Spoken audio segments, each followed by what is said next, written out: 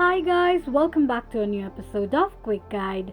Today in this video, I'm going to show you how you can add layers on Sketchbook. Keep watching the video till the end. To add layers on Sketchbook, firstly go ahead and open up your Sketchbook application. The home page of Sketchbook application will appear on the screen. Create a sketch on the blank space as you like, and now to add layers, tap on layer option at the top right side of the page. Click on plus icon to add more layers. Now you can draw above the previous drawings, and you can do the same by adding layers and repeating the same process.